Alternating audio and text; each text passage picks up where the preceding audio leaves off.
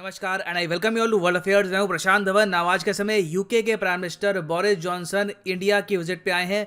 2 दिन की इनकी विजिट है और यहाँ पर आप देख पाओगे अगेन काफ़ी इनका यूनिक तरीका है चलने का। मगर इस पूरी विजिट में मैं कहूँगा एक सर्टन इनकी कॉमेंट है जिसने मेरी अटेंशन ग्रैब कर ली, और ना सिर्फ मेरी अटेंशन, इवन इंडियन मीडिया ने भी इस कमेंट को एक्सटेंसिवली कवर किया है जब बोरिस जॉनसन ने ओपनली ये कहा कि मैंने मेड इन इंडिया वैक्सीन लगवाई है, और इन्होंने प्रेज किया इंडिया की वैक्सीन का कंट्रीब्यूशन। अब यहाँ पर आप कह सकते हैं अब ये बात थोड़ी सी पुरानी नहीं हो गई कि हाँ ठीक है हमने बहुत एक्सपोर्ट करी है वैक्सीन, हम हैं दुनिया की फार्मेसी, इसमें कुछ खास बात क्या है। देखो अगेन मैं पुरानी बातें भूलता नहीं हूँ, और मुझे अच्छे से याद है कि 2020-21 में कई आर्टिकल्स पब्लिश किए गए थे इंटरनेशनल मीडिया में जहाँ पर लिखा था कि इंडिया कैनॉट वैक्सीनेट इटसेल्फ। और एक्चुअली ये एक ओपिनियन पीस है जो एक इंडियन नहीं लिखा था कि इंडिया दुनिया को क्या वैक्सीन देगा, इंडिया खुद को ही वैक्सीनेट नहीं करवा पाएगा। तो कहाँ एक बार को हमारे बारे में ये सब लिखा जा रहा था, अब 2022 में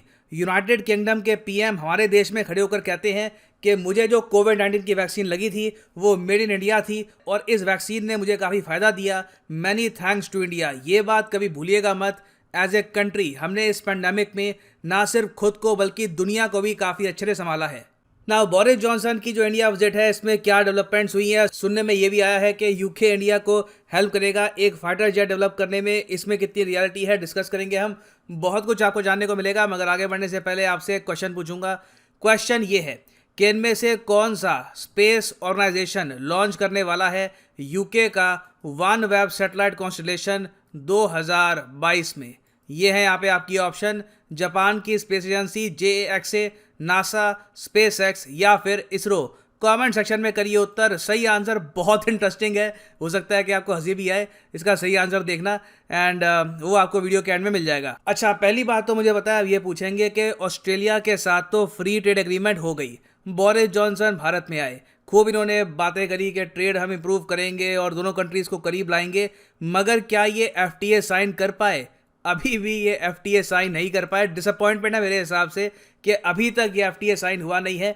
मगर इंडिया और यूके ने टारगेट रखा है कि 2022 के अंत तक तो पक्का एक फ्री ट्रेड एग्रीमेंट दोनों देश साइन कर ही देंगे। तो देखना होगा 2022 के अंत में क्या होता है। अभी एक्चुअली मेन इशू ये है कि यूके चाहता है कि इंडिया की मार्केट में इनको ज़्यादा एक्सेस मिले, उसके बदले में इंडिया चाहता है maximum work visa for Indians to UK, ताकि ज़्यादा इंडियंस यूके में जाकर कमा सके।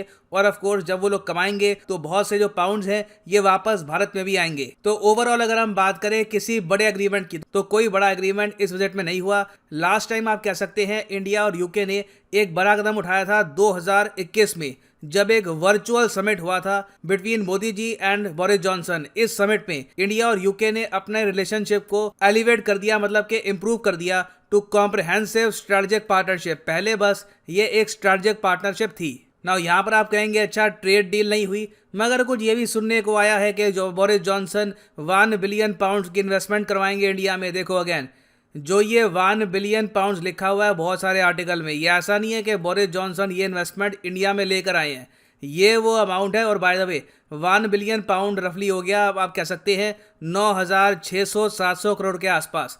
तो ये जो अमाउंट है ये दोनों इंडिया और यूके में बराबर में इन्वेस्ट होगा। कुछ अमाउंट इंडियन कंपनीज इन्वेस्ट करेगी इन यूके, कुछ अमाउंट यूके की कंपनीज इन्वेस्ट करेगी इन इंडिया, और ओवरऑल इससे हज़ारों जॉब्स क्रिएट होंगी दोनों देशों में।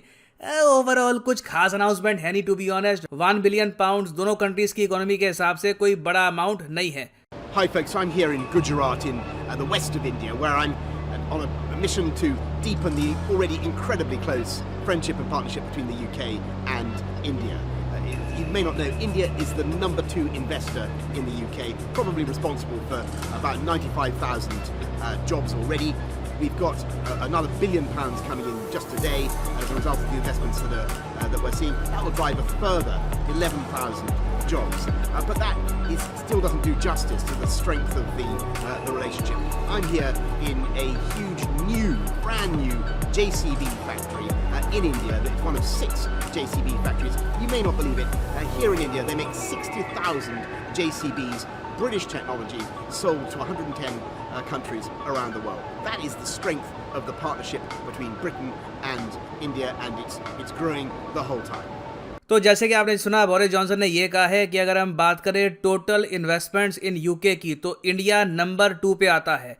एक बहुत ही ज़्यादा बड़ी इंपॉर्टेंस है इंडिया की इन यूके इकोनॉमी। 1 लाख से भी ऊपर direct jobs Indian company support करती है आज के समय यूके में। और इसलिए जब बोरिस जॉनसन भारत में आए तो रशिया का जो इशू है, यूक्रेन का इशू है, इसको बड़े डेलिकेट तरीके से हैंडल किया। इन्होंने यहाँ पर यूएस की तरह कोई खराब स्टेटमेंट नहीं दी। इन्होंने ओपनली ये कह दिया कि देखिए, दुनिया जानती है कि इंडिया के हिस्टोरिकल रिलेशंस हैं विद रशिया और सब लोग इसको रिस्पेक्ट करते हैं। बहुत ज़्यादा मैं कहूँगा प्रॉपर लैंग्वेज से इन्होंने इंडिया रशिया रिलेशंस के बारे में बात करी। हालांकि इन्होंने अपने स्पीच में काफ़ी बार व्लादिमीर पुतिन की आलोचना करी, यूक्रेन के पक्ष में बात करी। वो इनका हक है, एज यूके प्राइम मिनिस्टर ये जो बोलना चाहें बोल सकते हैं, मगर इन्होंने कहीं से भी इंडिया को नहीं बताने की कोशिश करी कि हमको क्या करना चाहिए, what is good for us.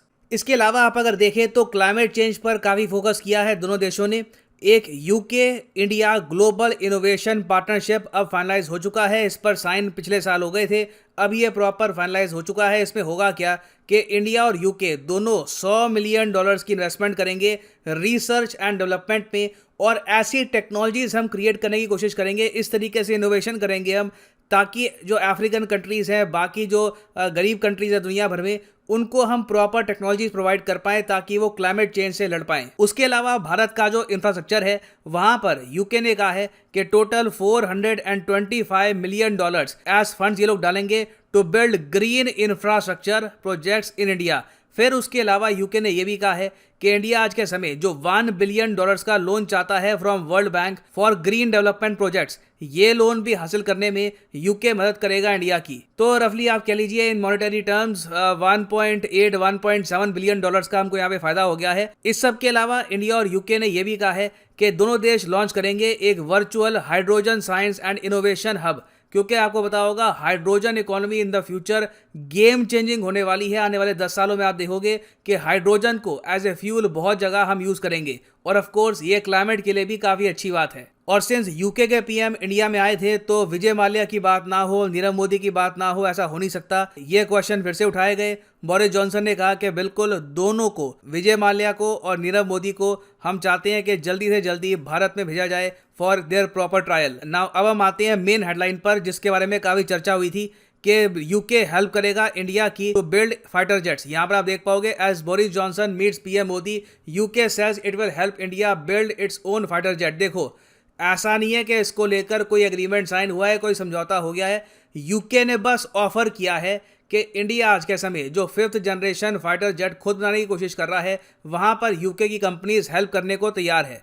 और इसके पीछे एक रीज़न भी है, इंडिया की जो डिफेंस मार्केट है उसमें 1% स्टेक भी आपको नहीं मिलेगा यूनाइटेड किंगडम का। आप अगर देखोगे तो यहाँ पर डोमिनेटिंग स्टेक है रशिया का, यूएस का, इजराइल का, फ्रांस का, फिर साउथ कोरिया का भी 3% के आसपास का स्टेक है बिकॉज ऑफ K9 वज्र। मगर यूके की प्रेजेंस बहुत कम है इंडिया के डिफेंस मार्केट में। तो सिंस आज के समय इंडिया डेवलप कर रहा है AMCA आपको पता होगा, एडवांस मीडियम कॉम्बैट एयरक्राफ्ट। ये इंडियन एयरफोर्स के लिए एक बहुत ही ज़्यादा आप कह सकते हैं एम्बिशियस प्रोजेक्ट है बाय हिंदुस्तान एरोनॉटिक्स लिमिटेड। ये हमारा 5th generation made in India fighter jet होगा। तो यूके ने कहा है कि इसके लिए कुछ भी आपको हेल्प चाहिए डिज़ाइन में, इंजन में, we are ready to help. और ऑब्वियसली ये हेल्प फ्री ऑफ कॉस्ट नहीं होगी।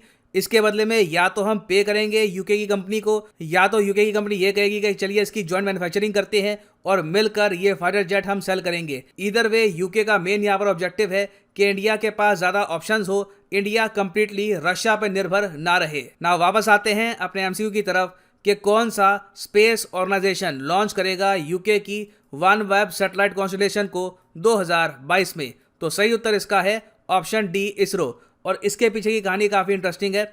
आपको याद होगा कुछ हफ्तों पहले मैंने वीडियो बनाई थी कि रशिया ने यूके की जो OneWeb सैटेलाइट है इसको लॉन्च करने से मना कर दिया, और एक्चुअली इन्होंने उस वक्त जो ये पूरा रॉकेट है वहाँ पर से यूके का फ्लैग, यूएस का फ्लैग, ये सब मिटा भी दिया था, सिर्फ इंडिया का फ्लैग यहाँ पे छोड़ दिया था। जी हाँ, बाद में ये जो फ्रांस और साउथ कोरिया के फ्लैग हैं ये भी बाद में हटा दिए गए थे। और यहाँ पे आप देखोगे इस रॉकेट में लिखा हुआ है OneWeb।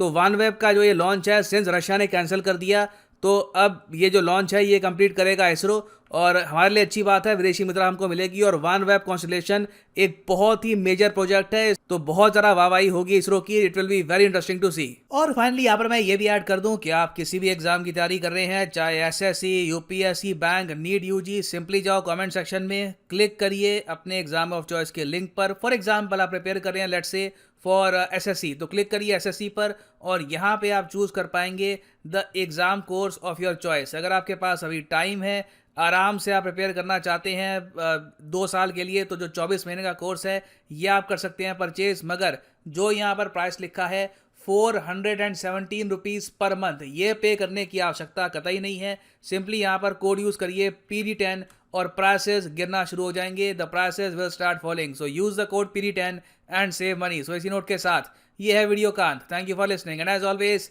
God bless you all.